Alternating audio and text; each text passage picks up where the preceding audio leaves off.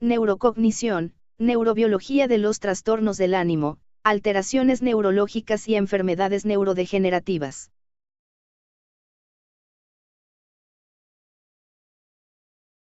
La depresión, o melancolía, es una alteración del tono del humor hacia formas de tristeza profunda, con reducción de la autoestima y necesidad de autocastigo. Lo que es nuclear en todas las formas de depresión, bipolar, monopolar, reactiva, etc., es el abatimiento persistente del humor.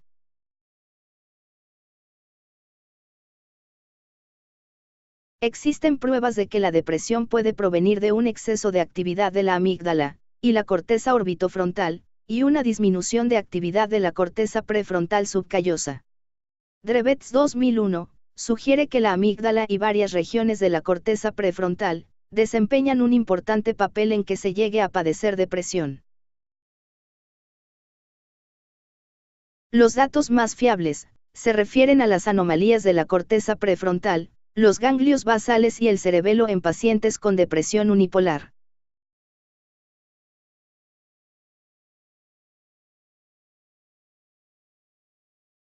Se cree que la depresión se asocia con una reducción en la disponibilidad de catecolaminas, principalmente de norepinefrina. La norepinefrina se encuentra tanto en neuronas del cerebro como en el SNA y es un importante neurotransmisor cerebral, aunque también funciona como neuromodulador y como hormona. Hay evidencias de que la deficiencia de otra monoamina, la serotonina, también juega un papel importante en la etiopatogenia de la depresión.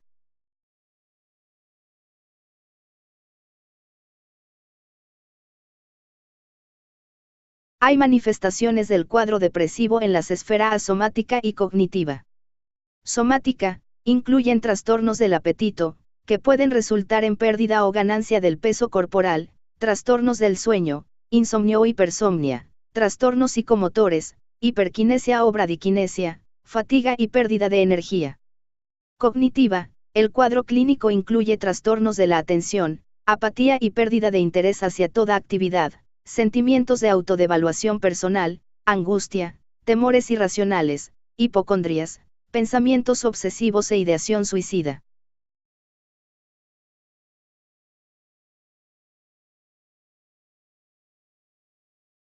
Además de la psicoterapia hay tratamientos médicos con antidepresivos. El más conocido de estos, la fluoxetina, Prozac, la paroxetina, Paxil, y la sertralina, Zoloft. Se utilizan para tratar la depresión, sobre todo en pacientes que están solo moderadamente deprimidos. Son inhibidores selectivos de la recaptación de serotonina. Trastorno obsesivo compulsivo. Varios estudios con TEP, tomografía por emisión de positrones, han hallado pruebas de un aumento de actividad en los lóbulos frontales y el núcleo caudado en pacientes con trastorno obsesivo compulsivo. En varios de ellos se observó una elevada actividad en la corteza orbitofrontal.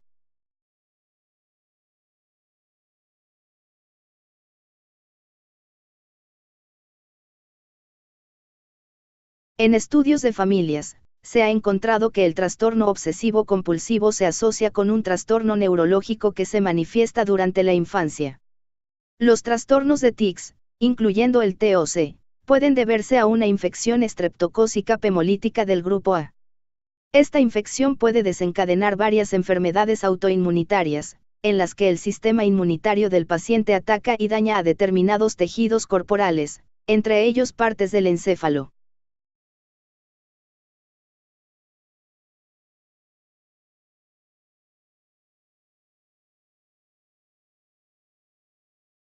Algunos investigadores opinan que las conductas compulsivas observadas en el TOC son formas de conductas típicas de especie, que se han liberado de los mecanismos normales de control debido a una disfunción cerebral.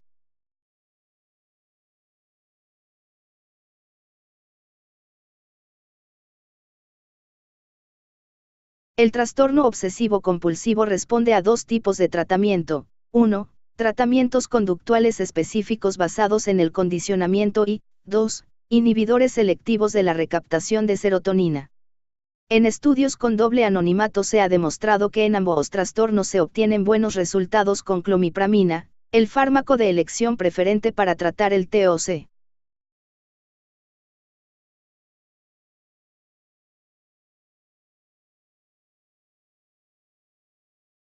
Esquizofrenia.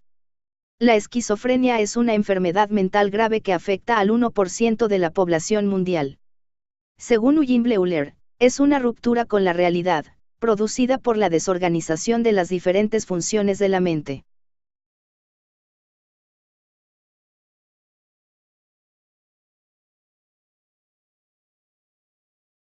La esquizofrenia se asocia con anomalías del lóbulo frontal, lóbulo temporal medial, lóbulo temporal lateral, lóbulo parietal, ganglios basales, cuerpo calloso y tálamo.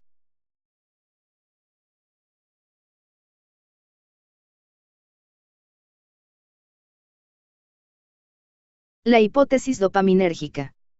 La esquizofrenia está causada por un exceso de actividad de sinapsis dopaminérgicas, las del sistema mesolímbico, que proyectan desde el área tegmental ventral al núcleo accumbens, y la amígdala. De acuerdo a Kandel, una lesión del desarrollo puede ser un agente causal en un proceso que conduzca a la esquizofrenia.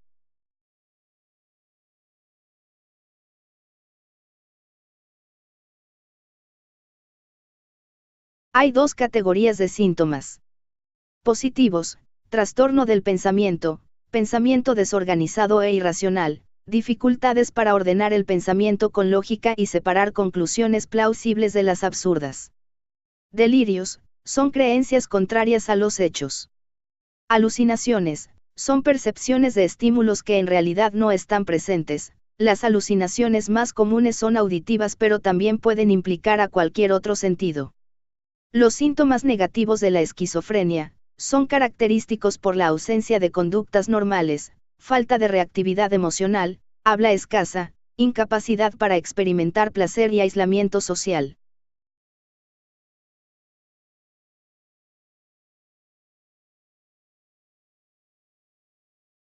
Tratamiento farmacológico. Estos realmente suprimen, o al menos disminuyen, los síntomas del paciente. Las alucinaciones y los delirios desaparecen, o como mínimo, llegan a ser menos graves. La clorpromazina, bloqueante de receptores dopaminérgicos, fármaco contra la esquizofrenia que se prescribe frecuentemente.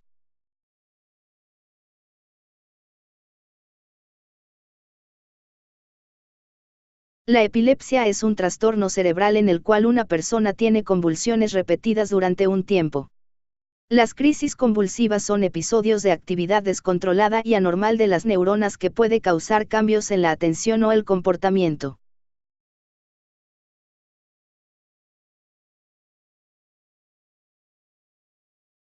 La epilepsia tiene un origen cerebrocortical, considerando que el foco epiléptico se localiza principalmente en regiones subcorticales límbicas, como la amígdala y el hipocampo, así como en la corteza cerebral, sin que el cerebelo sea implicado directamente en la génesis de la epilepsia.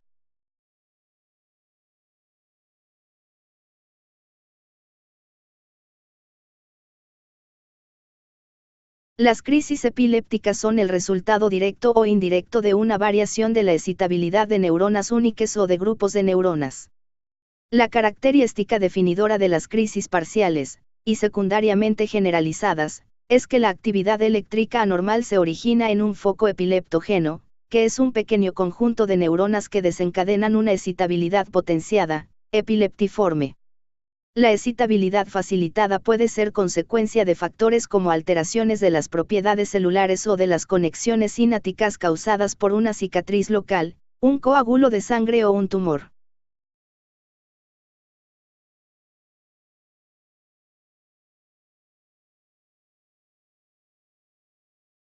Las crisis epilépticas representan un prototipo de enfermedad neurológica, en cuanto los síntomas comprenden manifestaciones neurológicas motoras o sensitivas, tanto positivas como negativas.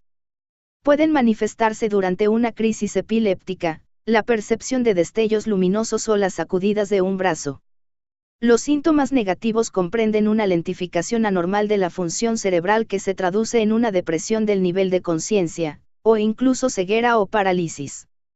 Los síntomas dependen de la localización y la extensión de tejido cerebral afectado. Las convulsiones se pueden clasificar desde el punto de vista clínico en dos grupos, parciales y generalizadas.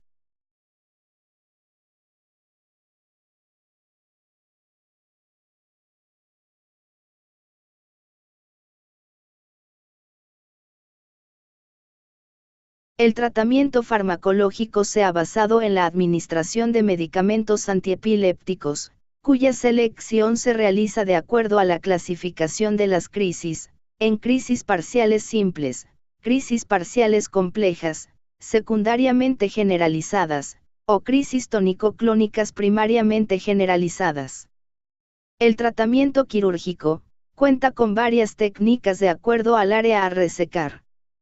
En la lobectomía temporal anterior del lóbulo temporal no dominante, se resecan de 6 a 6,5 centímetros, y en el lóbulo temporal dominante, de 4 a 4,5 centímetros de la corteza temporal por debajo del giro temporal medio, así como resección de 1 a 3 centímetros del hipocampo anterior.